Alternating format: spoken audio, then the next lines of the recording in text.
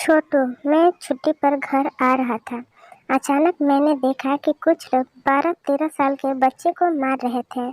मैंने उनके पास गया और उस बच्चे को उन लोगों से पीटने का कारण पूछा तो उन्होंने कहा कि इस बच्चे ने दुकान से बिस्किट चुरा कर खाए हैं।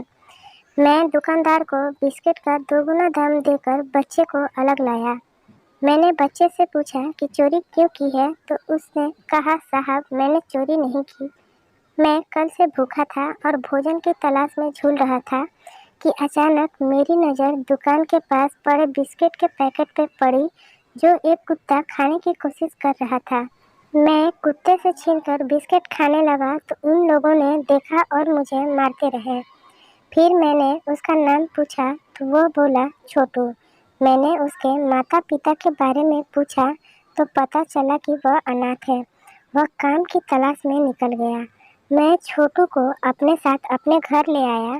मेरे घर में मेरी बस माँ ही थी, क्योंकि बहनों की शादी हो गई थी और कुछ साल पहले ही जा चुकी थी।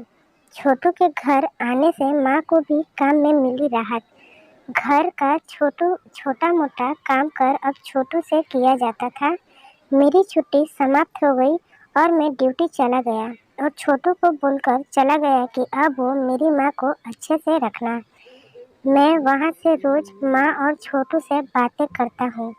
एक दिन माँ को अचानक दर्द हुआ तो छोटू ने माँ को डॉक्टर को दिखाया और जांच के बाद डॉक्टर ने छोटू से कहा कि उनके दोनों किडनी खराब हो गए हैं। अब ये तभी जिंदा रह सकती हैं जब इन्हें कोई किडनी दान दे।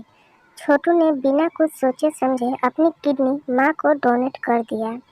पर डोनेट करने से पहले छोटू ने यह कहा कि यदि माँ ने पूछा तो कह देना कि छोटू अपने गांव वापस लौट आया।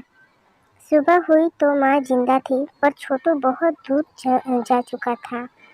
माँ ने डॉक्टर से छोटू के बारे में पूछा तो उन्होंने ऐसा ही कहा जैसा छोटू ने कहा था। मैंने रात को कॉल किया तो माँ ने बताया कि कल उसका बहुत ज़्यादा तबीयत खराब हो गई थी और छोटू ने हॉस्पिटल में उसका ऑपरेशन फाइनलिंग किया है। मैंने पूछा कि छोटू कहाँ है तो माँ ने कहा कि वह अपना गांव लौट आया है। मुझे दाल में कुछ काला नज़र आया और मैं छोटू छुट्टी लेकर गांव आ गया। अस्पताल में मैंने पूछा कि माँ को क्या हुआ था और छोटू कहाँ है, तो एक डॉक्टर ने कहा तुम्हारी माँ की दोनों किडनी खराब हो गई थी।